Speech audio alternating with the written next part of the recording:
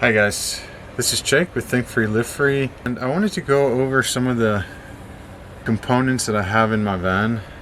I made a couple more adjustments. I did get my refrigerator installed, so I just kind of wanted to show you what I did there. I got some handles put on my cabinets, and I also installed the drain for my sink. My water is not running yet, but I can at least use my sink for brushing teeth and things like that with a bottle of water. My water system is going to be a little bit more complicated. I have a 30-gallon tank in the back that I need to install and then run the lines for that. So I just wanted to show you what I've done and kind of just show you around in the van. I have been actually sleeping in the van for about 2 months now, so it's been a bit challenging to work while you're in here. Here's the sink.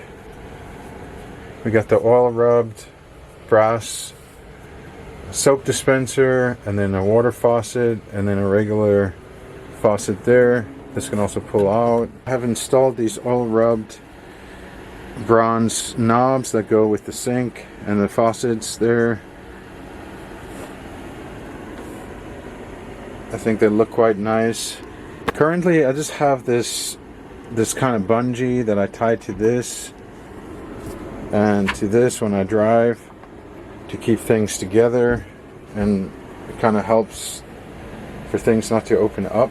So basically my drain works like this. I have a regular 6-inch tailpipe coming off the sink right here, and that goes into a hose. This is a hose for like a swimming pool filter pump. It's 1.5 inch.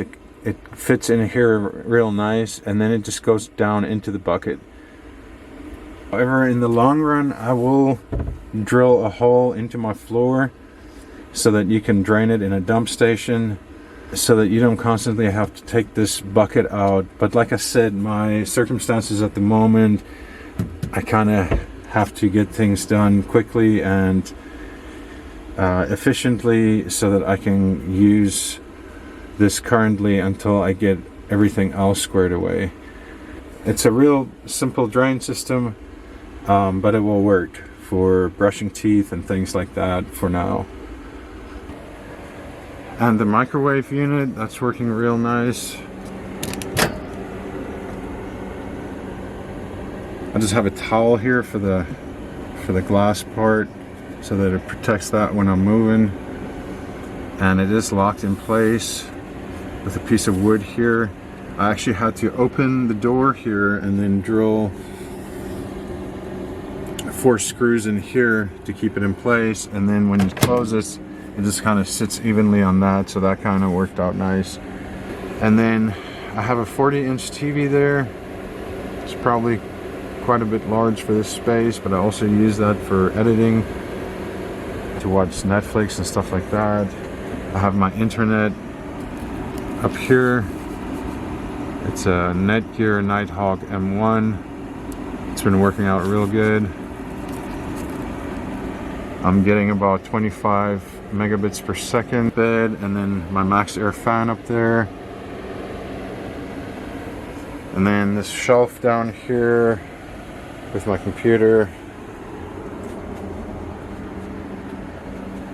And then I've put in a division on both sides, plastic walls, but I've also added this cardboard, which you can see from the tape here. You can kind of overlap that and then put it into this corner so that it's out of the way. I will figure out something at some point. I might make a little plastic door in here. That's just to keep the cats out.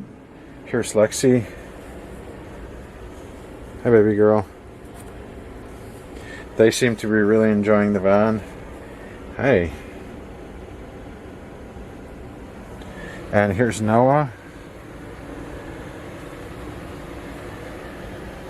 I have a little cat tower for them. I have that bungee to the wall here for the time being.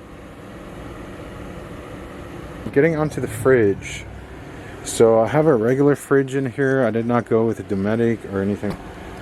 So it's quite efficient. I haven't had any issues with my batteries running down. I have a lot of tools in here. Their cat litter box is down here under the bed, and I have a lot of other tools here in the van. So the closer I get to being completed with the van, I will be able to go put that stuff in my storage and lighten my load a little bit. So I'm hoping to do that. With the refrigerator, I have a piece of lockwood here, a piece of wood that locks the refrigerator from moving forward. And then I also have a piece of wood on the side there. I don't know how well you can see that. So that keeps it from moving that way. And then on the top, I cut this piece of wood out. I don't know if you can see there, but between the Kia slats, cut that piece of wood out like that, and then screwed it in to the bed frame and to the sides here.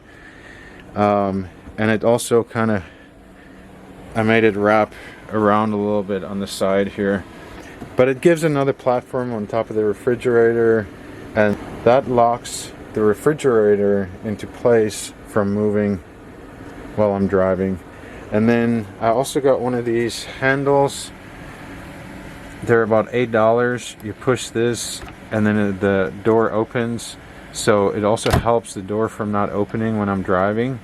However, this refrigerator has a really tight seal. I don't think it will come open, but this is just added measures just in case when you're driving it opens up.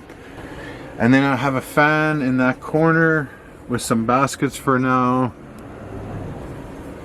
I may eventually put a little bit of cabinets up here.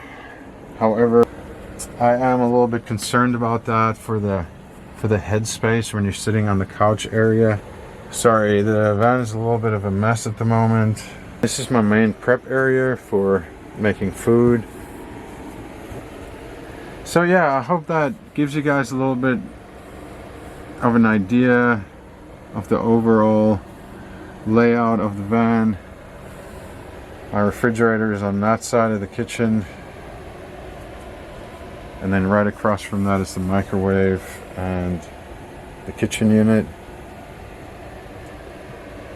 Guys, let me know if there's anything in particular you would like me to discuss further in detail with some of my van build. I have over the last couple of months gone over electrical and solar panels and inverters and DC to DC chargers, and building my bed out, and building this custom bench with a toilet unit. So if you have any questions about anything, let me know and I can go further into detail on that. If I don't know the answer, I will try to point you in the right direction. It's been a lot of work on this van. Currently, if you're interested, my cost is about $8,000, a little bit less than $8,000. So I have been able to do things cheap for the most part. I did want quality components in here. I've tried to keep my costs down as much as possible. I was kind of in a budget for under 10,000, so, but I'm basically done. I just have to connect my water. I have already purchased a diesel heater. I have not installed my diesel heater yet. It's a little bit of a concern. I'm still trying to figure out where I can put it that it's gonna fit nicely in the van. I may have to move some of this bottom support for the bed. I might have to move it this way a little bit so that I can put it on that side where my electric is. I do have some space in the back there, but I might have to move it an inch or two over so that there will be space for my diesel tank as well. But basically, I need to get my diesel heater installed. I have to get my water running and there's some finishing work that I need to do, like with these corners still. However, for the time being, I've kept them open so that I have easy access to electrical in case I forgot to run anything. So in any case, I hope that's helpful in some way to give you some ideas on your van builds, and you know, some easy ways for a drain situation while you're working your other stuff out and you're not sure exactly if you want to drill into your floor for the drain or not. A 5-gallon bucket works great with a drain hose right into that, so it does make it a little bit more inconvenient, the fact that you would have to drain it every day or every couple of days by hand. So you may want to consider drilling through your floor and having like a quick release valve to drain that. I'll have another video next week. Thank you so much for watching. If you like the content, please hit the subscribe. It really helps the channel grow. And I hope you guys have a great week. Take care. Bye.